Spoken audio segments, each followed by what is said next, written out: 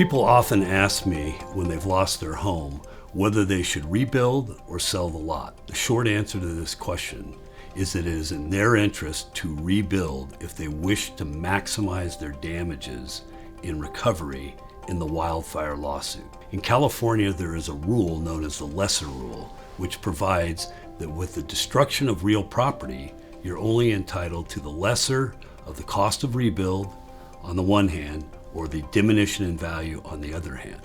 However, unfortunately, there's an exception to this rule, where a homeowner who has lost their home in a wildfire has a genuine good faith intent to rebuild.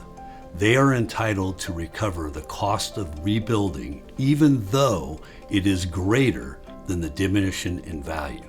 Therefore, if possible, we advise all of our clients to commence the rebuilding process in order to maximize their damages in the lawsuit. On the list of don'ts is don't list your lot for sale. This will surely be offered as evidence to defeat the good faith intent to rebuild, because if you sell your lot or you list your lot for sale, you can't rebuild.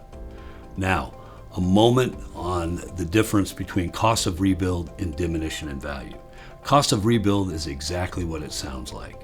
It's the cost per square foot in today's dollars to replace the pre-fire home, and you're entitled to all the code upgrades required by changes in law. The diminution in value is different. The diminution in value is the difference between the value of the house and the lot the day before the fire and what is left immediately after the fire, which is the lot. So the diminution in value is the difference between house and lot before the fire minus lot. Also, we must subtract any money you receive for insurance under your coverage A. So if I give you the following example, it will be clear why it is in your interest to rebuild. Let's assume you had a 2,000 square foot home and it cost $800 a square foot to rebuild. That's $1.6 million. And let's assume that you have $600,000 in coverage A insurance. When we sue the utility, you're entitled to the $1.6 million minus the $600,000 you received. In other words, $1 million against the utility. However, if we also assume that before the fire, this home was worth approximately $1.6 million, and it burns down, it's fair to assume that the value of the lot was worth more than 50% of the house and the lot, say $1 million.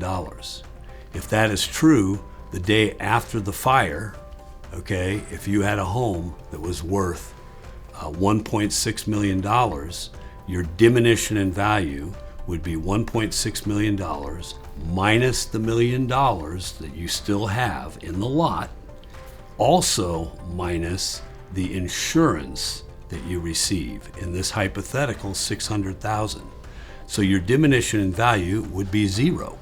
1.6 million minus the $1 million for the lot minus 600,000 for the insurance you receive. So on the one hand, the cost of repair damages could be, in this hypothetical, as high as $1 million, whereas the diminution in value could be close to zero. The reason this issue comes up so often is that not everyone has sufficient assets to rebuild once their house has been destroyed. Oftentimes they're waiting for the money from the lawsuit, and therefore we ask that they do what they can, when they can, towards rebuilding. First thing is to clear the lot. The next thing is to engage an architect and have plans drawn up.